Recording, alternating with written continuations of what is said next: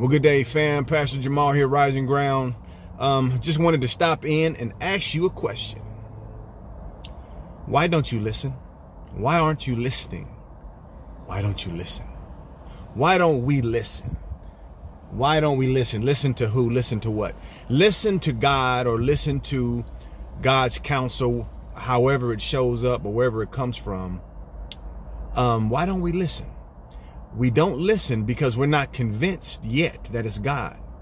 It's like God can even come to you himself, and maybe it's a dream, maybe it's a vision, something like that, and you instinctively and instantly feel it, but then instantly it kind of just drifts away when you don't grapple to it, right?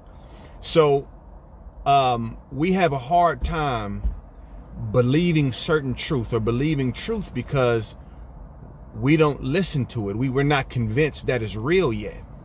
So what that translates to is a real experience with God, or a certain experience, which is always real, but it's a certain thing that you have to have happen in your life to make the connection.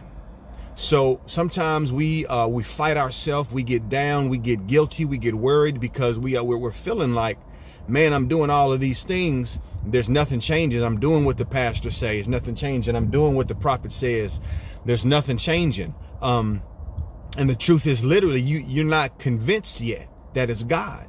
God's always there. He's always been there. He's always speaking. At least he's always in the vicinity. Now, he's always way more closer than the vicinity. But the truth is, because of the things and the beliefs that we hold, because of the reasons that we have for not, exercising the truth, meaning we don't really do what the leadership says, is because we literally are not convinced that it's God yet.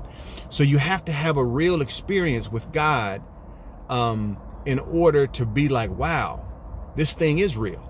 So maybe I need to pay more attention, because I know now that it's real, but I had to have this happen in order for me to realize that it's real. It's like your kids, the old thing that, what they say nowadays, the kids go off, you raise them in the church or whatever, and they go off to college and they come back an atheist. You know what I mean?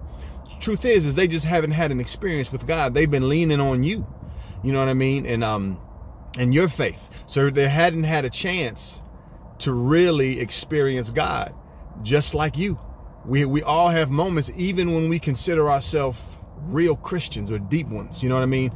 We have to have something to happen in order for us to really start to really consider or believe or buy into, man, this thing is real. So if you haven't had that type of experience yet, ask Jesus to show you something. I hear all these stories, or see these stories about people who are really not believing. They say, man, God, if it's real, you're going to have to, and then all of a sudden something happens.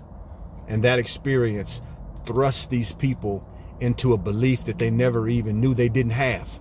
You know what I'm saying?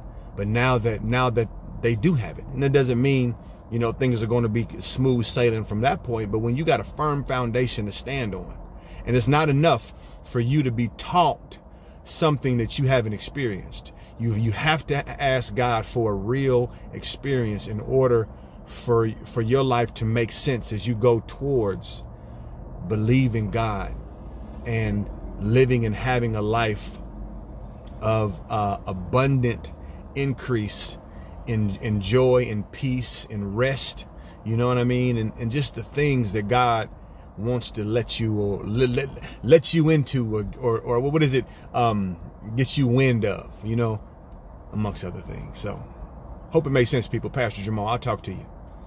Peace.